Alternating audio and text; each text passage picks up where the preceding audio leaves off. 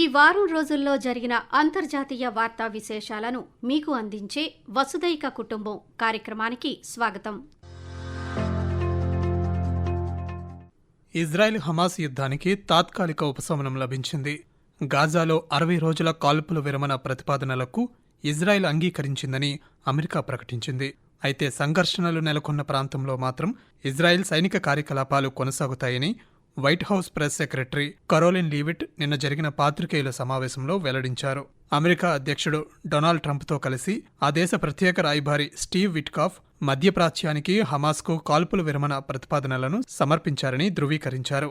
Israel ఈ ప్రణాళికను ఆమోదించిందని Karoline Leavitt పేర్కొన్నారు. I can confirm that Special Envoy Witkoff and the President submitted a ceasefire proposal to Hamas that Israel backed and supported. Israel signed off on this proposal before it was sent to Hamas. I can also confirm that discussions are continuing, and we hope that a ceasefire in Gaza will take place so we can return all of the hostages home, and that's been a priority from this administration from the beginning. I won't comment further as we are in the midst of this right now. ఈ ప్రతిపాదనల ప్రకారం 60 రోజుల కాల్పుల విరమణతో పాటు 10 మంది జీవించి ఉన్న బందీలను విడుదల చేయటం, మరణించిన 18 మంది బందీల అవశేషాలను స్వదేశానికి తిరిగి పంపడం కూడా ఉన్నాయి.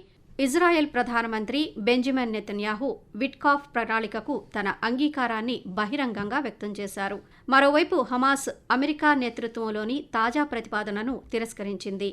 యుద్ధాన్ని ముగించటం వంటి ప్రధాన డిమాండ్లను ఈ తాత్కాలిక కాల్పుల విరమణ తీర్చలేదని పేర్కొంది. కాగా గతంలో అమెరికా, ఖతార్, ఈజిప్ట్ మధ్యవర్తిత్వంలో 2 నెలల కాల్పుల విరమణ విఫలమైన తర్వాత మార్చి 18న హమాస్పై తన సైనిక దాడిని తిరిగి ప్రారంభించింది.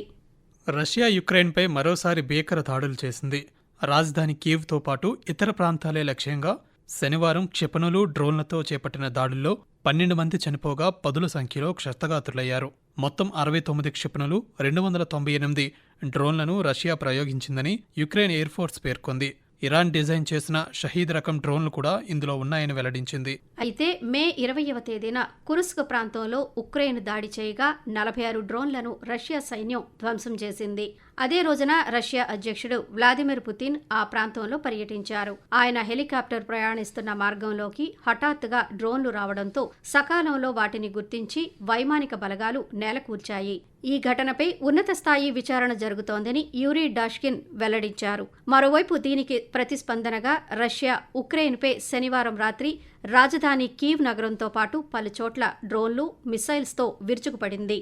క్షిపణులు, డ్రోన్లతో యుక్రెయిన్పై రష్యా భీకర దాడులు కొనసాగుతున్నాయని, గత శుక్ర, శని, ఆదివారాల్లో 900కు పైగా డ్రోన్లతో రష్యా దాడి చేసిందని యుక్రెయిన్ అధ్యక్షుడు జెలెన్స్కీ తెలిపారు.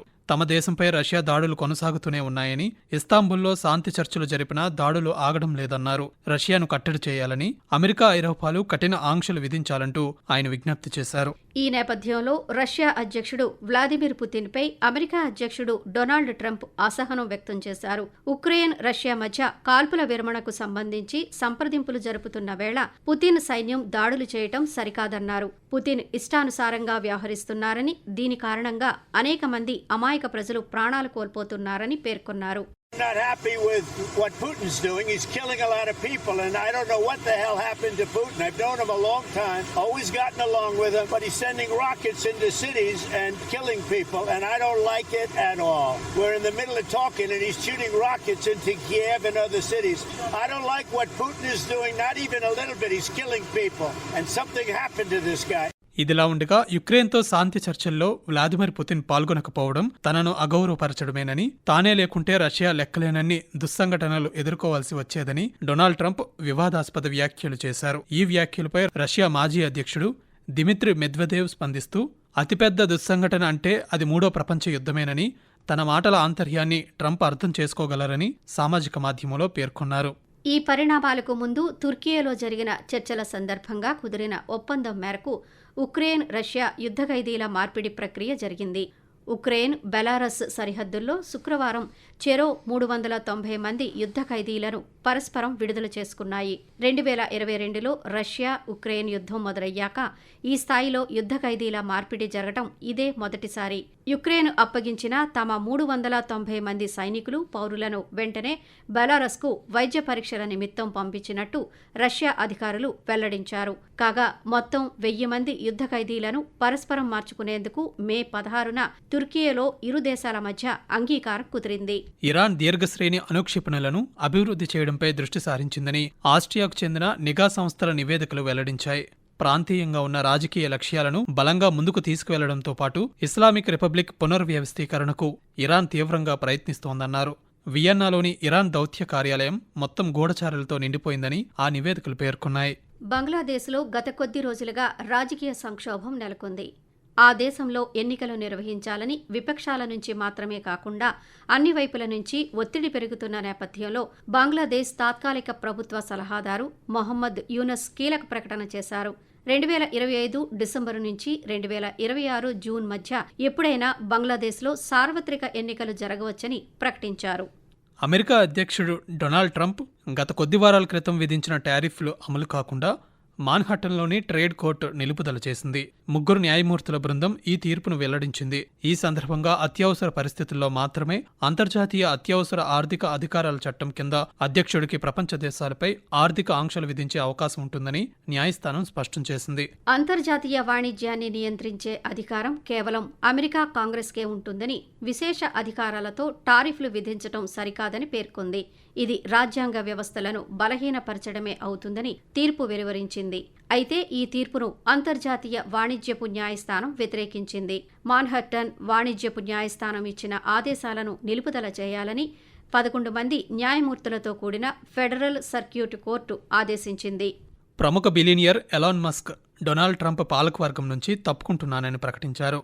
Department of government efficiency DOGE శాఖ బాధ్యతలు నిర్వహిస్తున్న ఎలాన్ మస్క్ ఆ బాధ్యతల నుంచి వైదొలుగుతున్నామని ప్రకటించారు. అమెరికా ప్రభుత్వంలో ప్రత్యేక ఉద్యోగిగా తన పదవీకాలం ముగిసిందని సామాజిక మాధ్యమం Xలో పేర్కొన్నారు. ప్రభుత్వంలో వృధా ఖర్చులు తగ్గించేందుకు తనకు అవకాశం ఇచ్చిన అధ్యక్షుడు డొనాల్డ్ ట్రంప్కు ఆయన ధన్యవాదాలు తెలిపారు. అలాగే DOGE మిషన్ భవిష్యత్తులో మరింత బలపడుతుందని ఆకాంక్షించారు. ఇండియా నుంచి ఇరాన్ వెళ్లిన 3 భారతీయులు అపహరణకు గురయ్యారని వారి కుటుంబ సభ్యులు ఇరాన్లోని భారత రాయబార కార్యాలయానికి తెలియజేశారు. ఆ 3 ఆచూకీ కనిపెట్టాలని కోరారు. దీనిపై స్పందించిన భారత రాయబార కార్యాలయం ఆ 3 భారతీయులు ఎక్కడున్నారో గుర్తించాలని, వారి భద్రత కోసం చర్యలు తీసుకోవాలని ఇరాన్ ప్రభుత్వానికి బుధవారం విజ్ఞప్తి చేసింది. అలాగే గాలింపు చర్యలపై బాధిత కుటుంబ సభ్యులకు ఎప్పటికప్పుడు సమాచారం అందిస్తోంది. కాగా ఇరాన్లో అదృశ్యమైపోయిన ఆ 3 యువకులు పంజాబ్కు చెందినవారని, వర్క్ పర్మిట్పై ఢిల్లీ నుంచి విమానంలో ఇరాన్కు బయలుదేరి వెళ్లారని అధికారులు తెలిపారు. ఆపరేషన్ సింధూర్ తర్వాత భారత్లో జరిగిన పరిణామాలను, అలాగే ఉగ్రవాదంపై భారతదేశపు వైఖరిని తెలియజేయడానికి భారత అఖిలపక్ష పార్లమెంటరీ బృందాలు పలు దేశాల్లో పర్యటిస్తున్నాయి. ఈ పర్యటనలు ముఖ్యంగా పాకిస్తాన్ ఉగ్రవాదానికి ఏ విధంగా ప్రోత్సాహమిస్తోందనే విషయాలను భారత బృందాలు బహిర్గతం చేస్తున్నాయి. కాంగ్రెస్ పార్టీ ఎంపీ శశి థరూర్ నేతృత్వంలోని అఖిలపక్ష బృందం పనామా దేశంలో పర్యటించి ఆ దేశ అధికార యంత్రాంగంతో సమావేశమైంది. అలాగే భారత రాయబార కార్యాలయంలో ఏర్పాటు చేసిన సమావేశంలో శశి థరూర్ మాట్లాడుతూ, But what has changed in recent years is that the terrorists have also realized they will have uprisings. On that, let there be no doubt. When, for the first time, India breached the line of control between India and Pakistan to conduct a surgical strike on a terror base, a launch pad, the Uri strike in September 2015, that was already something we had not done before. Even during the Kargil war, we had not crossed the line. In Uri we did. This time, we have gone beyond both. We have not only gone beyond the line of control and the international border, we have struck at the Punjabi upland of Pakistan by hitting terror bases, training centers, terror headquarters in 9 places. మయన్మార్లో రోహింగ్యాలు ప్రయాణిస్తున్న పడవలు మునిగి 427 మంది మృతి చెందారని ఐక్యరాజ్యసమితి శరణార్థి విభాగం UNHCR తెలిపింది. ఈ నెల 9, 10వ తేదీల్లో మయన్మార్ తీరానికి సమీపంలో ఈ విషాదం చోటు చేసుకుందని పేర్కొంది. పడవలు మునిగిపోవడానికి గల కారణాలను తెలుసుకునేందుకు ప్రయత్నాలు జరుగుతున్నాయని వివరించింది. ఈ నెల 9వ తేదీన పడవ మునిగి 267 మంది ప్రాణాలు కోల్పోగా అందులోని కేవలం 66 మంది మాత్రమే ప్రాణాలతో బయటపడ్డారని, 10వ తేదీన మరో పడవ మునిగిపోగా 247 మంది రోహింగ్యాలు చనిపోగా 21 మంది మాత్రమే ప్రాణాలు దక్కించుకున్నారని యుఎన్హెచ్సిఆర్ వెల్లడించింది. సజీవులైన వారు బంగ్లాదేశ్లోని కాక్స్ బజార్లో ఏర్పాటు చేసిన శరణార్థి శిబిరానికి, మయన్మార్లోని రఖైన్ ప్రాంతానికి తిరిగి వెళ్లిపోయారని పేర్కొంది. భారత విదేశీ వ్యవహారాల మంత్రిత్వ శాఖ అధికార ప్రతినిధి రణధీర్ జైస్వాల్ గురువారం జరిగిన వారాంతపు మీడియా సమావేశంలో పాత్రికేయులు అడిగిన పలు ప్రశ్నలకు సమాధానమిచ్చారు. అందులో భాగంగా భారత్ పాకిస్తాన్ల మధ్య యుద్ధాన్ని తానే ఆపానని అమెరికా అధ్యక్షుడు డొనాల్డ్ ట్రంప్ చేసిన వ్యాఖ్యలను రణధీర్ జైస్వాల్ తోసిపుచ్చారు.